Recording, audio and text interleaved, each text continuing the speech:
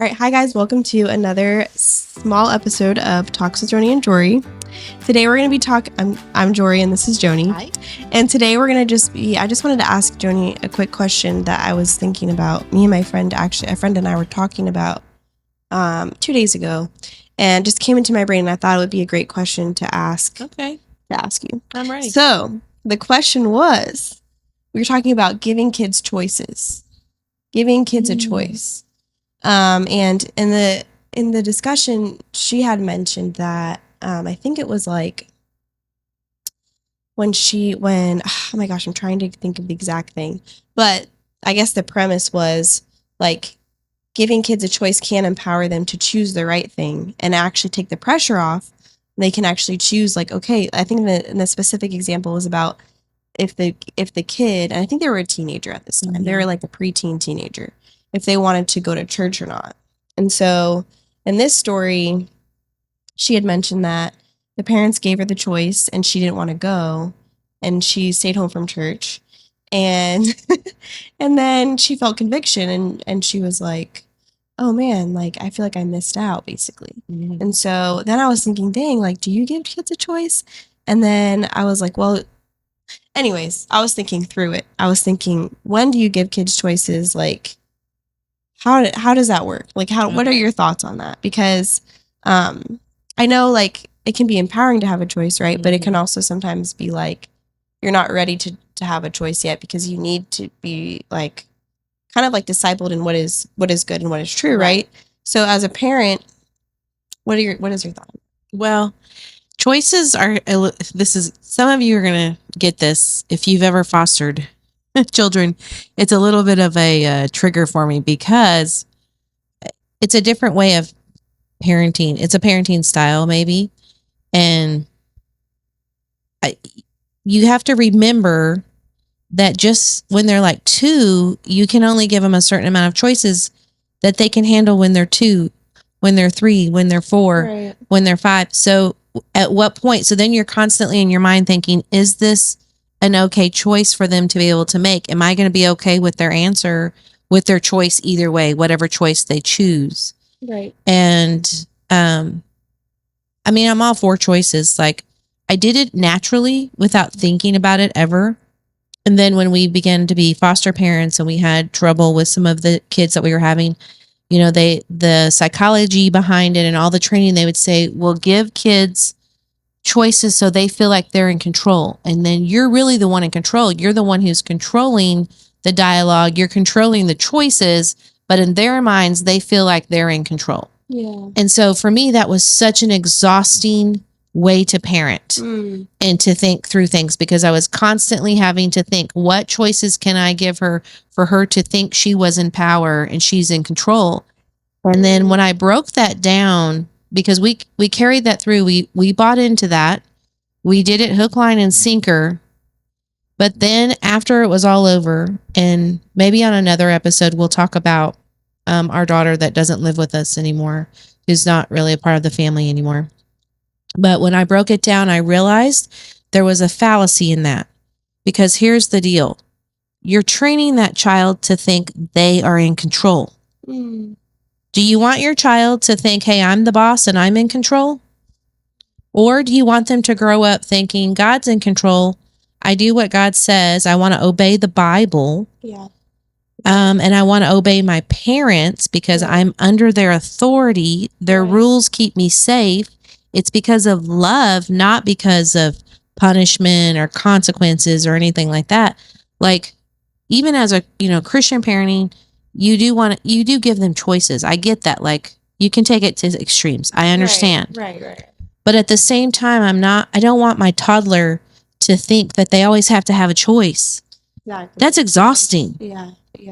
So when we walked through that, I mean, we did it. And we would say, my husband and I would say to each other, this is literally so exhausting mentally to constantly be trying to think above this, when the bottom line is you're going to either obey or you're not going to obey. Yeah.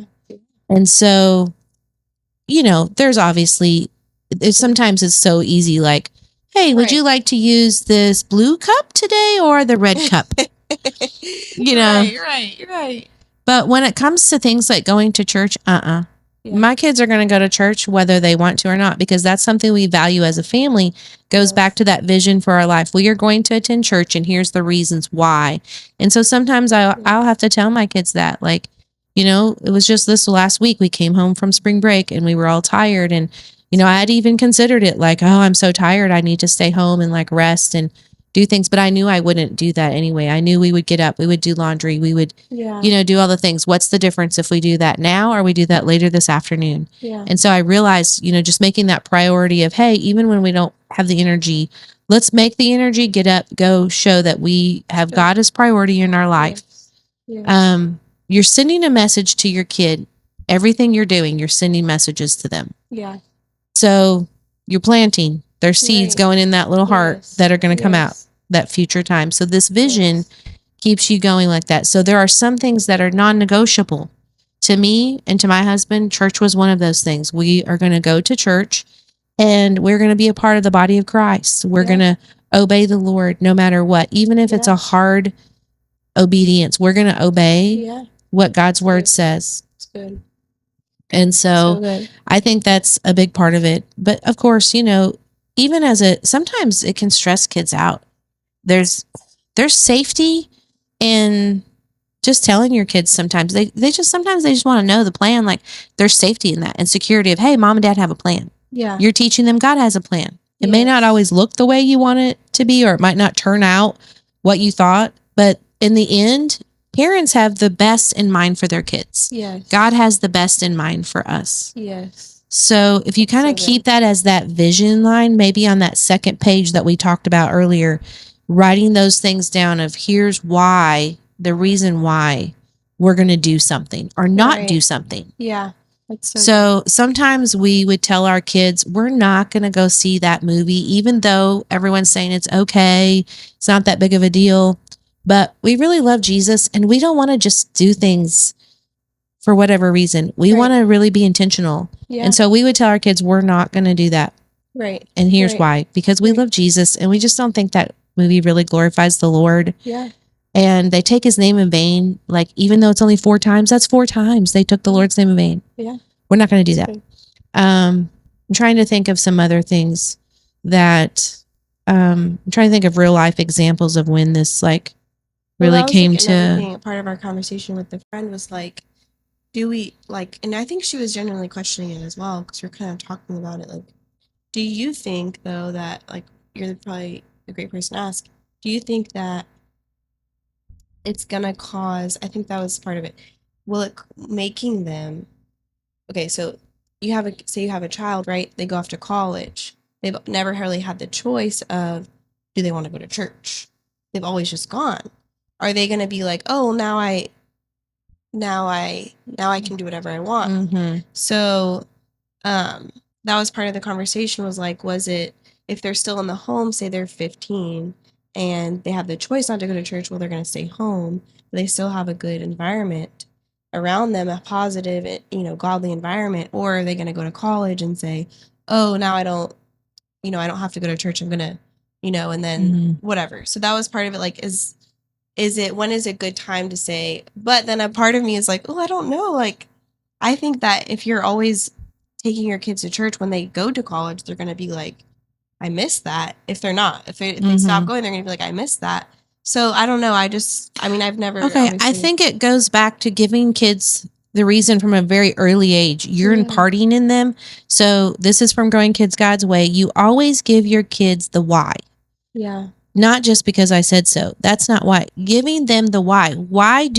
So we're using this example of going to church. Yeah. When they're really little, you're going to have really tough times. Sundays mornings were some of the hardest days of my life when my kids were little, especially because being in ministry, my husband would go on ahead of time and me and the kids would drive there by ourselves.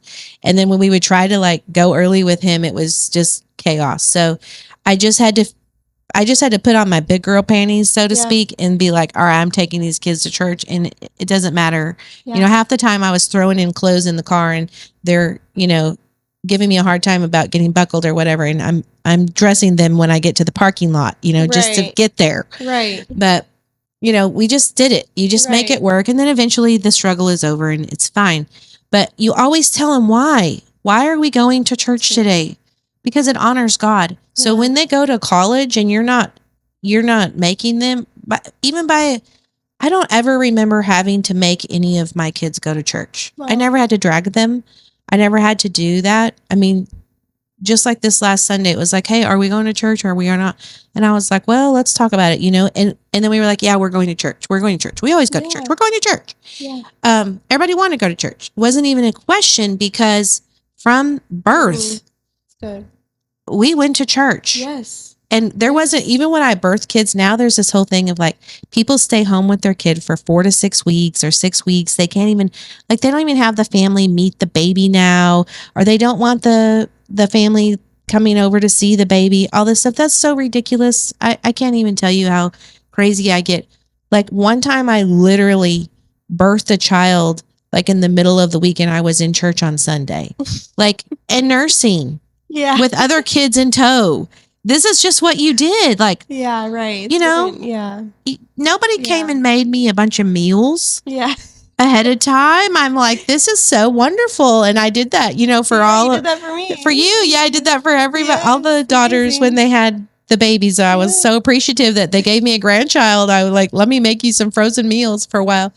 And it's wonderful.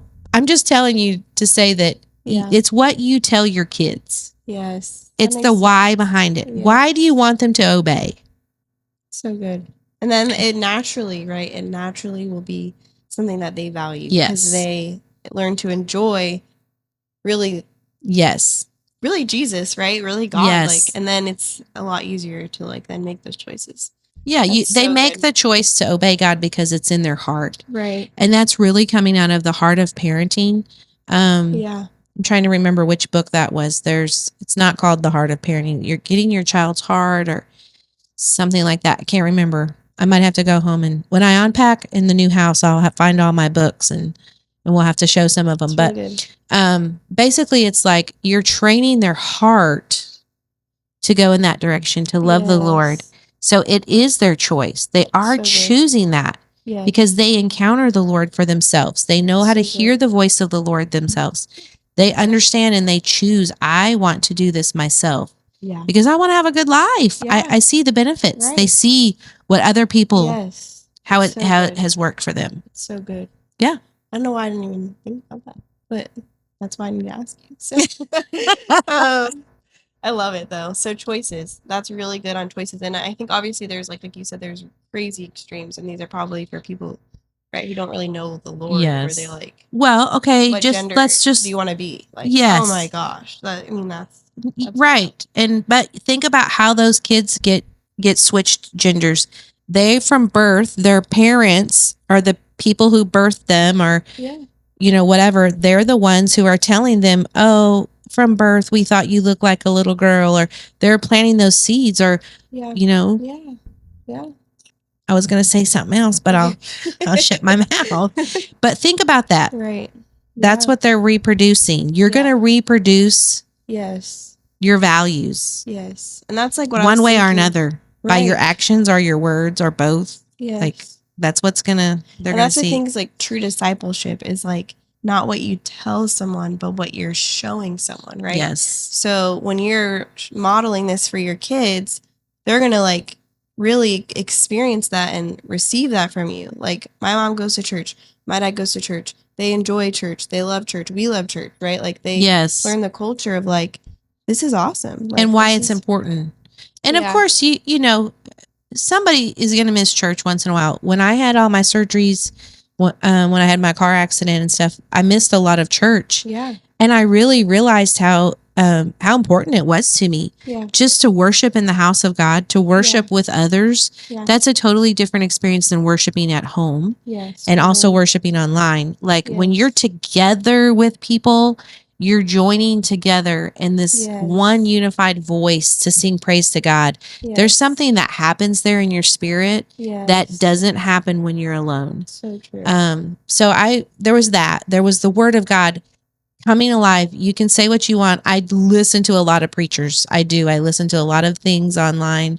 But sitting at home listening to your pastor preach is completely different than being in person Totally. and being engaged. And Yeah. it's a discipline. It's a discipline of your mind. When you're at home, you can be frying eggs. You're going to miss a lot of things. You can, Yeah. you leave the bathroom or not the bathroom. Oh, that's a good blubber. You leave the bathroom. Hopefully you're not taking your phone in the bathroom with you. But you leave the phone. What I meant is like to go to the bathroom or go and switch out your laundry or whatever. You're going to miss things that maybe God wanted you to hear. Yeah. So I feel like when you're sitting in a service and you're disciplining yourself to focus in and what the Lord is speaking and among others.